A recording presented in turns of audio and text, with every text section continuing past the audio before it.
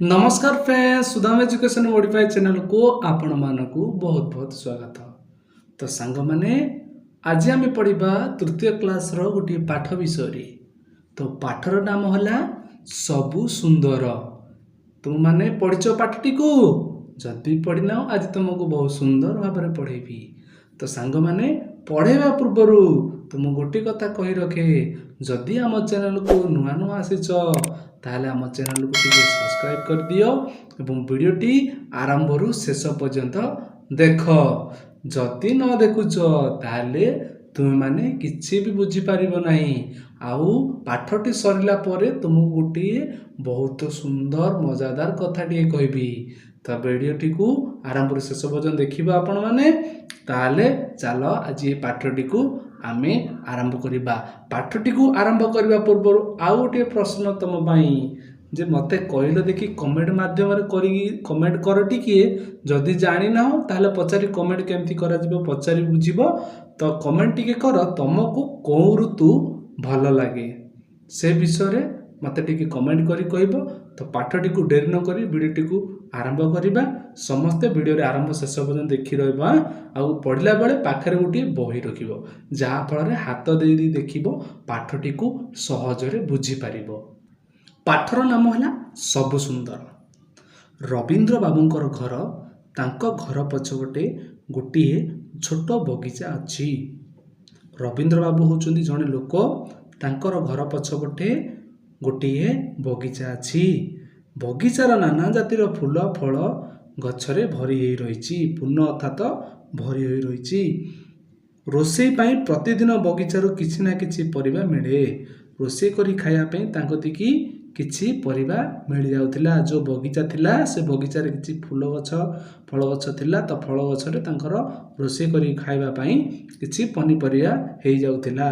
तो ऊपर बड़ी रवींद्र बाबू बगीचा रे काम करंती, पानी पानी दियंती, काहेकि ना पानी देले ही गछ बंचे, किछि फल हो फूल हो हमकु देई थाए।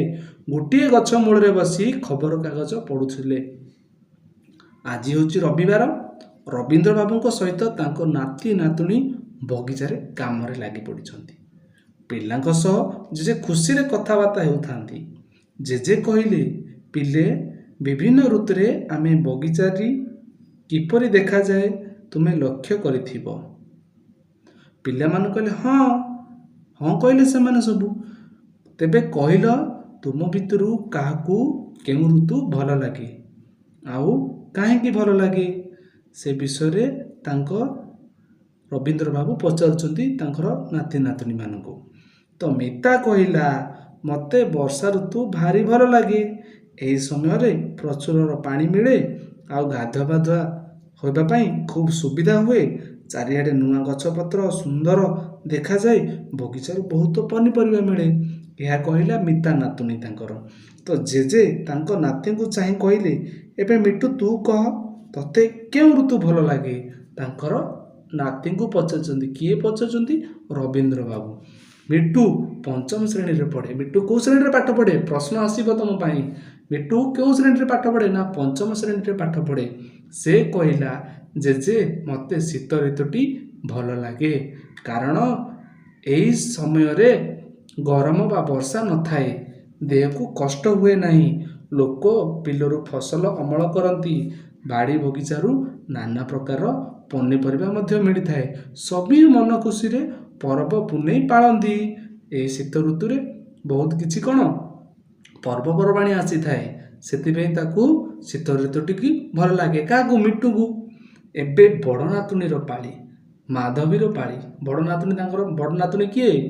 रवींद्र बाबूंकर बड़ नातुणी होची माधवी। से सप्तम श्रेणी रे पढ़े। माधवी केते श्रेणी रे पढ़े? सप्तम श्रेणी रे पढ़े। माधवी कहिला जेजे मते ग्रीष्म ऋतुटी भल लागे। एही ऋतु रे वर्षा कादू ओ नकी न थाए, कि शीत रे देह थरु न थाए, चारिआडे सफा सुतरा थाए। बेले बेले टाण खरा हेले भी एही ऋतु पई पृथ्वी रे वर्षा हुए। जानिछ खरा दिन तो सदाबले घास कोन गछ पत्र सब सुकी जाए, सब क्लियर सफा हो जाए, ताकू से ऋतुटी भल लागिला। काहा खरा ऋतुटी भल लागिला? ग्रीष्म ऋतु काहाकू? ना माधवी को, तांकर बड़ नातुणी रवींद्र बाबूंकर बड़ नातुणी माधवी को। ଚାରିଆଡ଼େ ସଫାସୁତୁରା ରହିବ ନିହାତି ଭାବେ। ଆଉ ବର୍ଷା ମଧ୍ୟ ହୁଏ। ଜେଜେ ତାଙ୍କ ନାତୁଣୀଙ୍କର କଥା ଶୁଣି ଖୁସି ହୋଇଗଲେ। ସାନ ନାତୁଣୀ ମିତ ପଚାରିଲା, ଜେଜେ ତୁମକୁ କେଉଁ ଋତୁ ଭଲ ଲାଗେ କହୁନା? ତ ନାତି ନାତୁଣୀମାନଙ୍କର କଥା ଅଜା ତାଙ୍କୁ ପଚାରିଗଲେ, ଜେଜେ ତାଙ୍କୁ ପଚାରିଗଲେ, କିନ୍ତୁ ଜେଜେ କହିଲେ ନାହିଁ ଯେ ତାଙ୍କୁ କେଉଁ ଋତୁଟା ଭଲ ଲାଗେ। ସେଥିପାଇଁ ତାଙ୍କର ନାତି ନାତୁଣୀମାନେ ତାଙ୍କୁ ବାଧ୍ୟ କରୁଛନ୍ତି କହିବା ପାଇଁ। ତ ଜେଜେ କହିଲେ, ମୋତେ ସବୁ ଋତୁ ସବୁ ମାସରେ ଭଲ ଲାଗେ। କେଉଁ ଋତୁ ହେଉନା କାହିଁକି ତାହା ଆମର କିଛି ଉପକାର କରେ। ଯେତେ ସବୁ ଋତୁରୁ ସେମାନେ କହିଲେ ସେ ଋତୁ ଗୁଡ଼ିକ ଆମର କାର୍ଯ୍ୟକାରୀ ଆସୁଛି। ସେଥିପାଇଁ ତାଙ୍କର ଜେଜେ କହିଲେ, ମୋତେ ସବୁ ଋତୁ ସବୁ ମାସ ଭଲ ଲାଗେ। ବର୍ଷା ଋତୁ କାହିଁକି ଭଲ ଲାଗେ ତୁମେ ସବୁ ଜାଣିଛ? ବର୍ଷା ଋତୁରେ କିଭଳି ପୃଥିବୀରେ ଜୀବଜନ୍ତୁ, ଗଛଲତା ଇତ୍ୟାଦି ପାଣି ପାଆନ୍ତି। ନଈ, ନାଳ, ପୋଖରୀ, ଗାଡ଼ିଆ ପାଣିରେ ପୂର୍ଣ୍ଣ ହୋଇଥାନ୍ତି। ଚାଷବାସ ପାଇଁ ସୁବିଧା ମଧ୍ୟ ହୋଇଥାଏ। ଯେଉଁ ଅଞ୍ଚଳରେ ବର୍ଷା ହୁଏନି ସେ ଅଞ୍ଚଳରେ ମରୁଭୂମି ପାଲଟି ଯାଇଥାଏ। ଆଉ ଗୋଟିଏ କଥା ତୁମେ ଜାଣିଛ, ଗ୍ରୀଷ୍ମ ଋତୁରେ ନଥିଲେ ବର୍ଷା ଋତୁର ବି ନଥାନ୍ତା। ଖରାଦିନେ ସୂର୍ଯ୍ୟ କିରଣରେ ନଈ, ନାଳ, ପୋଖରୀ, ଗାଡ଼ିଆର ପାଣି ବାଷ୍ପ ହୋଇ ଆକାଶକୁ ଉଠି ଯାଇଥାଏ। ସେହି ବାଷ୍ପ ମେଘଖଣ୍ଡ ହୋଇ ଭାସୁଥାଏ, ସେଥିରୁ ବର୍ଷା ହୁଏ। ପିଲାମାନେ ଖୁବ୍ ଆଗ୍ରହରେ ଜେଜେଙ୍କ କଥା ଶୁଣିଥିଲେ।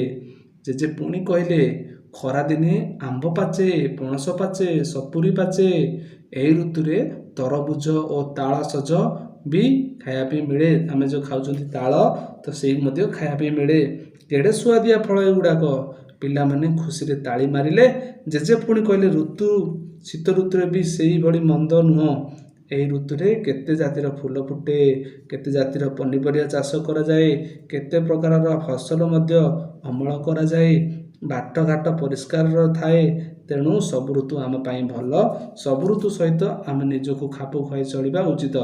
ପିଲାମାନେ ଜେଜେଙ୍କ କଥା ଶୁଣି କହିଲେ, ଜେଜେ ଆମର ଠିକ୍ କଥାଟିଏ କହିଲ। ଆମର ଠିକ୍ କଥା ମଧ୍ୟ ହେଲା। ତ କଥାଟି ବହୁତ ଭଲ ଲାଗିଲା। ତ ସାଙ୍ଗମାନେ ତମକୁ ମୋର ଗୋଟିଏ ପାଠ ଭିତରୁ ପ୍ରଶ୍ନ, ଯେ ରବୀନ୍ଦ୍ର ବାବୁଙ୍କର କେତୋଟି ନାତି ନାତୁଣୀ ଥିଲେ, ଆଉ ତାଙ୍କେ କେତେ କ୍ଲାସରେ ପାଠ ପଢ଼ୁଥିଲେ, ଆଉ ତାଙ୍କର ନାମ କ'ଣ କ'ଣ ଥିଲା, ସେହି ବିଷୟଟି ମୋତେ କମେଣ୍ଟ ମାଧ୍ୟମରେ ଜଣାଇବେ। ତା ପରବର୍ତ୍ତୀ ମୁହୂର୍ତ୍ତରେ ତୁମକୁ ଆଉ 5ଟି ପ୍ରଶ୍ନ ମୁଁ ପଚାରୁଛି। ସେ 5ଟି ପ୍ରଶ୍ନଟି ପଚାରି ବୁଝିବି। ତ ଦେଖିବା, ପ୍ରଥମ ପ୍ରଶ୍ନ ହେଲା, ରବୀନ୍ଦ୍ର ବାବୁଙ୍କର ଘର ପଛପଟେ ପାଖରେ କ'ଣ ଅଛି କହିପାରିବ? ମୁଁ କହିଦେଉଛି, ରବୀନ୍ଦ୍ର ବାବୁଙ୍କର ଘର ପଛ ପାଖପଟେ ଗୋଟିଏ ବଗିଚା ଅଛି। ବଗିଚାରୁ ରବୀନ୍ଦ୍ର ବାବୁଙ୍କର କ'ଣ ସବୁ ପାଆନ୍ତି? ରବୀନ୍ଦ୍ର ବାବୁ ବଗିଚାରୁ ଫଳ, ଫୁଲ ଇତ୍ୟାଦି କିଛି ପରିବା ରୋଷେଇ କରିବା ପାଇଁ ପନିପରିବା ଏସବୁ କିଛି ପାଇଥାନ୍ତି। ରବୀନ୍ଦ୍ର ବାବୁ କେଉଁଠାରେ ଖବରକାଗଜ ପଢ଼ନ୍ତି କହିପାରିବ? କହିଲେ ଦେଖିଆ। କୁହ ଦେଖିଆ, କୋଉଠି ବସନ୍ତି? ଗୋଟେ ଗଛ ମୂଳେ ବସନ୍ତି। ହେଲା, ଗୋଟେ ଗଛ ମୂଳେ ବସି ଖବରକାଗଜ ପଢ଼ନ୍ତି। ମାଧବୀଙ୍କୁ କେଉଁ ଋତୁ ଭଲ ଲାଗେ ଓ କାହିଁକି କହିଲ? ମାଧବୀକୁ ଗ୍ରୀଷ୍ମ ଋତୁ ଭଲ ଲାଗେ। କାହିଁକି ନା କାଦୁଅ ନଥାଏ, ଶୀତ ହେଉନଥାଏ, ଚାରିଟା ସଫାସୁତୁରା ଥାଏ। ଖରାଟି ହେଲେ ମଧ୍ୟ ବର୍ଷା ମଧ୍ୟ ହୁଏ। ଏହି କଥା ମାଧବୀକୁ ଭଲ ଲାଗିଥିଲା। ତ ସାଙ୍ଗମାନେ, ଆଶା କରୁଛି ଭିଡ଼ିଓଟିକୁ ଆରମ୍ଭରୁ ଶେଷ ପର୍ଯ୍ୟନ୍ତ ଆପଣମାନେ ଦେଖିଥିବେ। ତ ତୁମର ସାଙ୍ଗମାନେ ଯିଏ ବି ଦେଖିନାହାନ୍ତି ଏ ଭିଡ଼ିଓଟିକୁ ଦେଖିବା ପାଇଁ କହିବ, ଏବଂ ଯଦି ବି ଜାଣିପାରୁନାହାନ୍ତି ତାକୁ ଟିକେ ସେୟାର କରିଦେବ। ଆଉ ମୁଁ ଯେତେ ସବୁ ପ୍ରଶ୍ନ ପଚାରି ଟିକେ କମେଣ୍ଟ କରିବା ପାଇଁ ଚେଷ୍ଟା କରିବ। ଯଦି ବି ଜାଣିନ କମେଣ୍ଟ କରିବାର, ତୁମର ସାଙ୍ଗସାଥି, ଭାଇ, ବନ୍ଧୁ, ବାପା, ଡାଡ଼ି ଯିଏ ବି ଅଛନ୍ତି ତାଙ୍କୁ ପଚାରି ବୁଝିବ କମେଣ୍ଟ କେମିତି କରାଯାଏ। ସେ ବିଷୟ ଗୁଡ଼ିକ ମୋତେ କମେଣ୍ଟ ମାଧ୍ୟମରେ ପଠାଇବ। ଆଉ କମେଣ୍ଟ ମାଧ୍ୟମରେ ପଠାଇଲେ ମୁଁ ତୁମକୁ ତାହାର ପ୍ରତି ଉତ୍ତର ଦେବି। ତ ସାଙ୍ଗମାନେ, ଆଶା କରୁଛି ଏଠି ରଖୁଛି ଏଇଠି ପାଠକୁ। ପରବର୍ତ୍ତୀ ଦେଖାହେବା ଆଉ ଗୋଟେ ପାଠର ଅଧ୍ୟାୟରେ 3ୟ କ୍ଲାସର ପାଠ। ଆଜି ଆମେ ସରିଲା ଆମର ସବୁ ସୁନ୍ଦର। ତ ଏଇଠି ରଖୁଛୁ। ଜୟ ଜଗନ୍ନାଥ, ହରେ କୃଷ୍ଣ।